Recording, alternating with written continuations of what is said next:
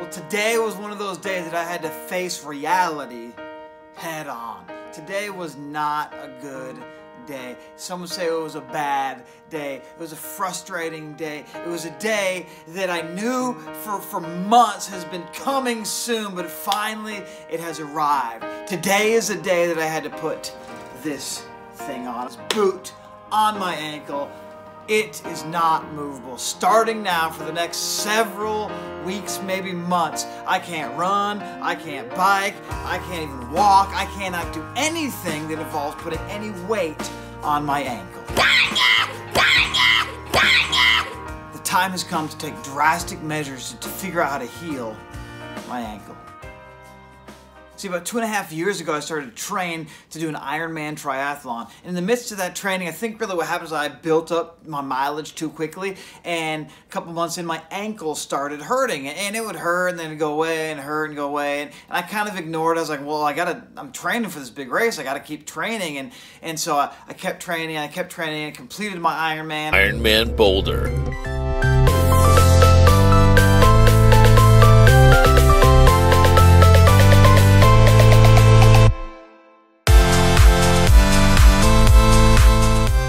Then I went on to do other running things, other ultra endurance styled events, and then and all along my ankle would hurt on and off, but it would always go away. Well, then I began doing these trail running things, and I did crazy stuff like climbing up mountains, down huge canyons, mountain running, trail running, ultra running, whatever I could find. I was searching for adventure, trying to keep myself in shape, loving it. At mile 27.1. I'm laying on the ground. 49 miles, almost there. Yeah, baby. Running at 13,000 feet. It's 4:30 in the morning. We're at the South Kaibab Trail. Here we go. Rim to rim to rim across the Grand Canyon. Be running in the Grand Canyon, baby. Running in the Grand Canyon. I don't know who convinced me to do this. Oh gosh. Oh, it hurts. Okay. It benefited me in many, many ways. Well, all through that, my ankle would hurt on and off and on and off, but over the last 6 months, it's began to be more hurting on than it was not hurting, and so I knew, like, I got to do something to fix this, got to do something to fix this. So eventually, did a lot of research online to figure out what the deal was. Went to the doctor. The doctor sends me to physical therapy. Well, I do physical therapy for about a month. There's no progress, and so they send me back to the doctor. The doctor says we need to get an MRI. We need to get some X-rays.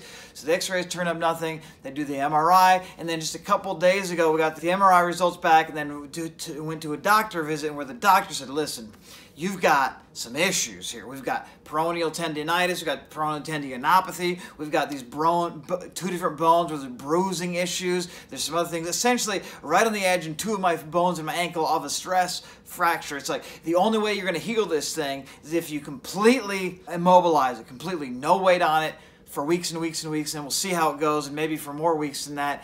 And so finally it's like, dang it. Well, I guess I'm putting on the boot, getting the crutches, and making this thing happen. So today was a day that we got the boot, got it all put on, and for the next month or so, I'm going to be totally immobile. And the bummer about it is, man, you guys know, if you know me, man, I want to be in shape. I want to be active. I want to be walking and running and riding my bike. And I worked so hard to get in such good shape, and now I'm just not gonna be.